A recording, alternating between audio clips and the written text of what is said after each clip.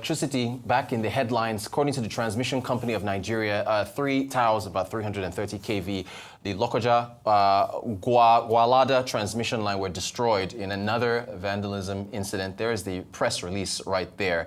They're saying that some aluminum coils were essentially stolen out of those transmission lines, and they're saying that's impacting getting power out to the rest of the nation. So it's very timely, because before this tweet was even put out, we had already planned to discuss the myriad of grid collapses in the country, this weekend, last week, over and over again. So decentralization of Nigeria's electricity grid has been, of course, top of the line as far as discussions are concerned. So KPMG did put out a report earlier in the year on the issues around decentralization, so grid decentralization issues arising. And we're very happy to have with us one of the authors of this report, Mr. Martins Arogie, who, of course, is a senior partner, tax, regulatory, and people services at KPMG Nigeria. Good morning to you, sir. Thank you so much for joining us. Good to see you again. Whenever I see you, I think about KPMG Arise News Budget Day. Yeah, we are counting down to that again. So the next one, right? Fantastic. Look, great to have you. Thank you for sharing this report. We have a list of, we itemized a list of issues arising around it. So I guess one of the ones we'll start off with is the source of power for the subsidiaries. If you could talk to us about that. Let's just talk about power. It's an issue. It's a big issue, Martins. Okay, so it's when you look at how people have looked at grid decentralization today, especially how the states have gone about it, the focus has been around taking regulatory control away from the center. And it looks like that's a silver bullet. But that may not be the be-all solution. And it's important that people understand that the fact that the state has taken regulatory control doesn't necessarily mean that our problems will automatically be solved. Okay. So the question you've asked is around where the source of the power will come from. Yeah. Right now, the primary two ways DISCOs will get power. Yeah. Either through the contract, the vesting contracts with MBETs, or whether you have a bilateral arrangement. Yeah. So if I have, say, Enugu, at least that's one state where they've taken regulatory control. Enugu DISCO will primarily get power primarily from MBETs. Now, the simple way is to say, when we create that subsidiary, that will be subject to regulation by the Enugu State Regulatory Authority, we'll novate that contract. The problem is it's not that simple. Because guess what? The prices at which MBETs sell is a function of market regulations that have been crafted and agreed by a federal agency, NEC. Okay. NEC no longer has control. So would you then say, would the market dynamics that NEC has already put in place, would that price still apply when it goes to Enugu? Remember, a significant portion of the market is under some form of subsidy. All right. Would the federal government be willing to transfer that subsidy to Enugu State, given that they've now taken control? And I don't think a number of these states are thinking about all of these issues right now, especially with the way they've gone about it. I think everyone just seems to believe that nothing will change. We'll just create a subsidiary. MBET will start selling power to that subsidiary. It will be the same price structure. The federal government will carry the same subsidy. We'll just say, it's Enugu State that's not in control. But it doesn't work that way. Thank you. Hey, I will hold my hand up as one of those people who ignorantly thought that was what was going to happen. So that's the reason I'm glad we have you to share it up. As far as the pricing, you just talked about the subsidy. Isn't the answer free markets? Let Enugu set its price, let this state set its price. Is that not the silver bullet? No? That's the answer. Okay. At some point. Yeah. But it's whether we are ready and whether we are there at that point. Now, so what you would find most people will do is that they probably will get a trading license. So the DISCOs will get a trading license. Yeah. So Enugu sets up a holdco. It buys the power, and then they sell to the one supplying the other states and the one supplying to Enugu State. The challenge you will then have with that is, would the holdco sell power at cost? Right. Because whether you like it or not, they're two different entities, even if they are owned ultimately by the same parties. Gotcha. So if it includes a profit margin, what it means is that people in Enugu State would have to pay higher than people in states where that regulatory control still rests with NEC. Right. You all know the conversations we've had so far around Band A, Band B. So just imagine saying to somebody in Enugu State, you have to pay more, even though the quality of your supply isn't going to change. Right. We don't even know if it's going to even be the same. But it's obviously not going to get better just because Enugu State has taken regulatory control. But hey, you will still pay more. So I think it will be a difficult conversation. Free markets, yes, because I think that's where we ought to get to. Because I think the fundamental challenge in the sector today is the commercials. And we need to evolve a framework where it becomes commercially viable. And I think that's where states should probably be more focused and say, how do we make power commercially viable to be able to attract the relevant investors and investments into the sector in our states, not just taking regulatory control. Thank you for that.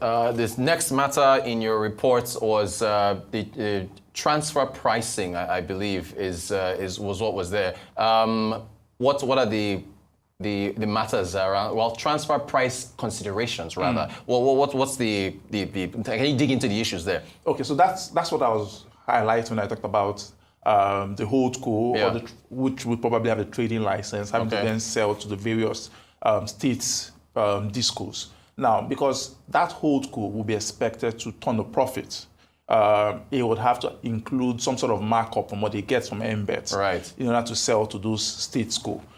That's the law in Nigeria today. You won't have a different one for the power sector. I don't expect that you would have a different one for the power sector. So once you then put that differential, automatically, again, like I said, what it would mean is that those in states where regulatory control has been taken and they've been forced to create a separate subsidiary would most likely be paying more than what you have in other states. And that, I suspect that would be a big challenge. If we just take a holistic view of the states across the country, just looking at population, and I guess when you're purchasing, power and so on, it depends on your dynamics, your population and the needs, the number of businesses. Theoretically, wouldn't the bigger states, the Lagoses of this world versus the smaller states, wouldn't the bigger states pay more for electricity compared to a smaller state that doesn't have as many people, as many businesses there?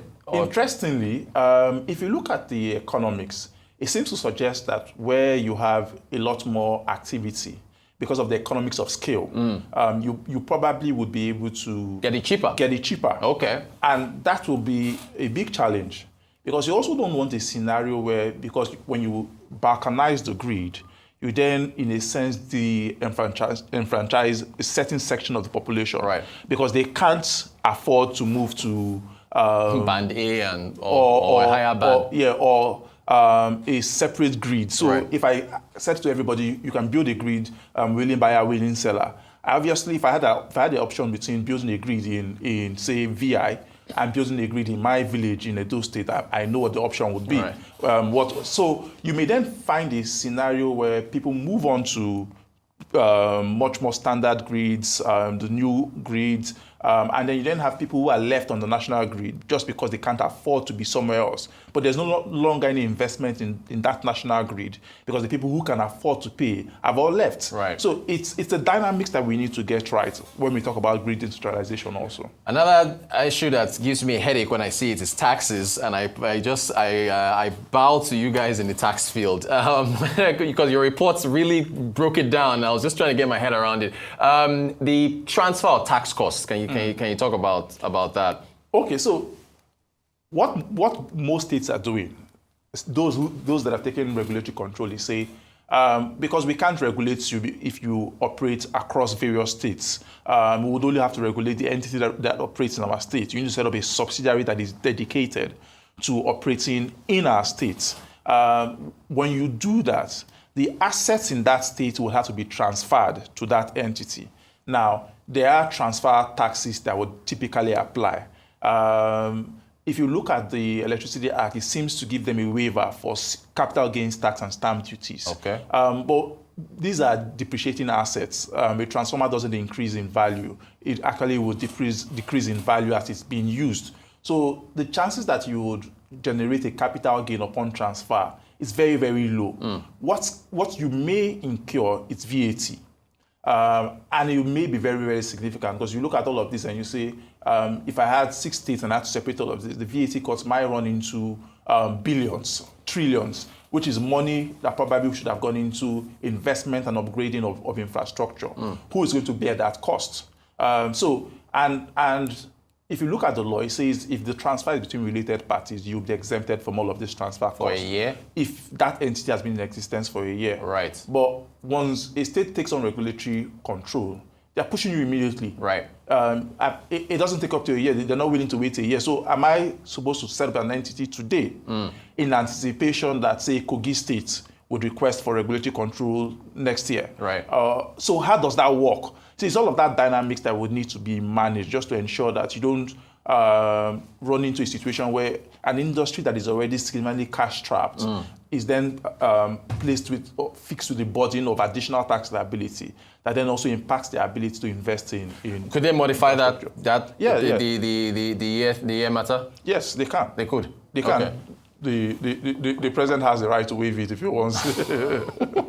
Okay. Other matters now. I think the last bit there is tax leakages. So, I mean, is that similar to this transfer? Yeah. So that's more with the. If you look at the VAT is exempted today. Right. When across the value chain, except when the discos sell to the end user. Right. But in the exemption order that was prescribed in, there's a specific value chain that is described, which is gas to Gencos, okay. Gencos to TCN, right. TCN to discos, to TCN through to the discos through embeds, right, and then the discos to end user. Right. If you create a holdco, then you there's a disconnect because that's a value chain that is not described. Right. What it means is that you may then have to pay VAT when embed sells to the holdco because that's not described. Right. And then when the holdco sells to the disco, and that's where we've also had issues. The reason why that was introduced was because we had a scenario where because of the collection losses you had at customer level, discos were unable to recover the VAT that they had paid or they were supposed to have paid over to embed. So that's why we took it out. Now, we may need to change that order to reflect the new structure, and nobody knows what that new structure will be. We're just throwing stuff in our head and saying maybe the holdco will be what will work, or tradesco will be what will work. But once that structure is defined, we need to then change the order. Otherwise, we may have a scenario where people are being asked to pay VAT to government that they can't recover from customers. And that will be, again, very chaotic. It's a complex matter. Looking at the timeline, when for the folks watching this, they're like, look, when can I get lights? That's all they know. They don't hear about all the tax stuff and the whole code. So look, how do you, just projecting into the future, and thank you for breaking all this down, really appreciate it. What's the timeline to start seeing meaningful, because only 6 states have taken control now, so what are the other 30? When do you start to see some progress? Okay, so Lagos State has announced a tender, and interestingly, I don't know all of the details of how they want to run the market, but I think that that's where states need to focus on, not just regulatory control, but creating. A few years ago, 6-7 years ago, there was some scheme in Lagos that I thought, in a sense, had the hallmarks of some sort of success and probably would have been a game changer. Unfortunately, there was a regime change and things had to be reset. What that scheme was going to do was that the Lagos State was going to get generating companies, come and set up plants, embedded generation within the existing disco infrastructure. So that they had identified specific brownfield sites that had access to gas already. You had generating companies who had the ability to be able to build generation capacity within a very short time span. I think then some had said 6 to 18 months. And they were going to run a tender also, something very similar. And what was going to be the decider for those guys was that Lagos State was also saying to them, you would be able to build market value, and then we would also provide some sort of guarantees, working in conjunction with the DISCO, that ensures that you will get paid as at when due. And I know there were a number of people that were willing to make that investment in generation capacity. And Lagos State was also going to work with the discos at that time, at least that was what had been suggested, to also improve the disco infrastructure in conjunction. Again, it wasn't Lagos State bringing the money. I think then it was either FXIM or AFDB bringing the money, and Lagos State also just providing some sort of guarantees again. It's that commercial framework. It may not be the same one, but it's having a viable commercial framework that encourages people to be able to come put their money down with the belief that they're able to recover that. I think that's what would work. Lagos State has started that process again with the tender.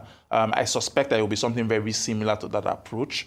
And if more states can go into that, then you would begin to see more success. The challenge is whether you have people in all of these states, because people talk about that can pay for it. Exactly. People talk about generating a state market, and it's been thrown around very, very much. Right. What people don't know is that there are very few states in Nigeria with a viable electricity market, and that's the truth. Gotcha.